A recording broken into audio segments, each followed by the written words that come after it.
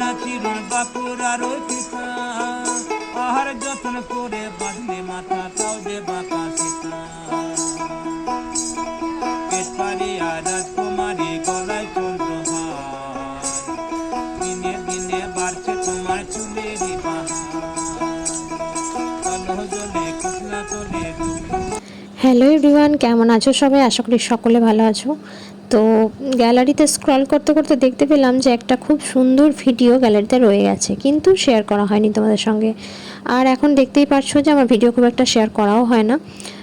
যারা আমার ভিডিও দেখতে পছন্দ করতে বা ভালোবাসতে কিছু কিছু আমার বন্ধুরা আছো, তো তাদের জন্য এই ভিডিওটা আমার দেওয়া। তো ভিডিও শুরুতেই তোমরা দেখতে পেয়েছো আমরা গেছিলাম শান্তিনিকেতন, আর সেটা গেছিলাম শীতের একদম প্রায় শেষের দিকে।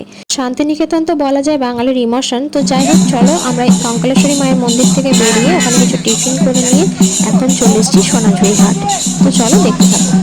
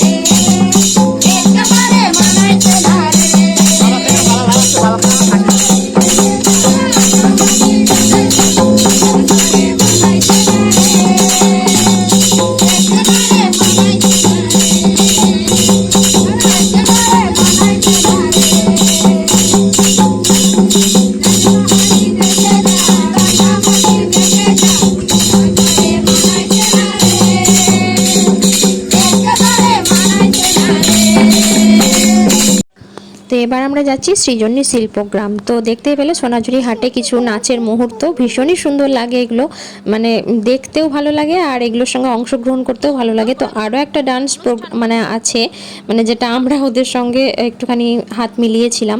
তো সেই ভিডিওটাও আমি পরে নেক্সট দিয়েছি, কারণ একঘেয়ে হয়ে যাবে সেই জন্য। তো চলো তোমরা দেখতে থাকো, আশা করি তোমাদের ভালো লাগবে।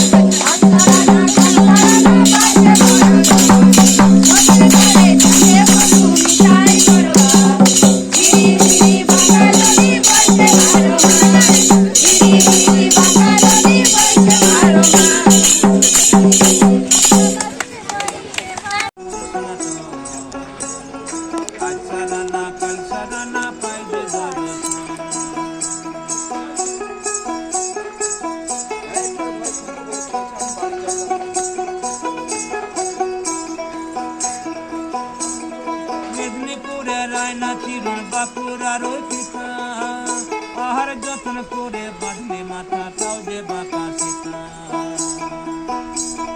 পেট পারিয়া রাজকুমারী গলায় চন্দ্রহার, দিনে দিনে বাড়ছে তোমার চুলেরই বাহার, কালো জলে কুচলা তোলে। তো এখন আমরা যাচ্ছি সুরুল রাজবাড়িতে। তো ওইটা ওই কাছাকাছির মধ্যেই, যারা গেছো তারা তো অবশ্যই জানবে, আর যারা যাওনি তারাও মানে যখন যাবে তারা জেনেই যাবে। সুরুল রাজবাড়ি, সৃজনী শিল্পগ্রাম, এগুলো খুবই ওখানে ফেমাস জায়গা।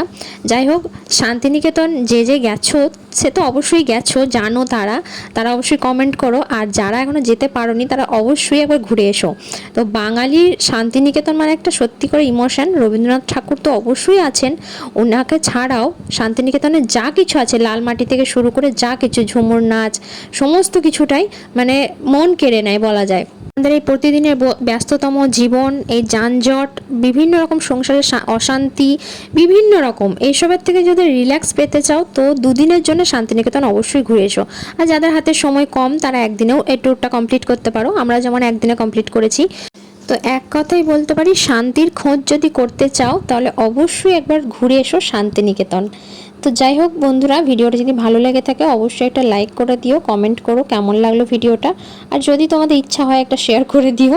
তো যাই হোক, আজকের মতো টাটা।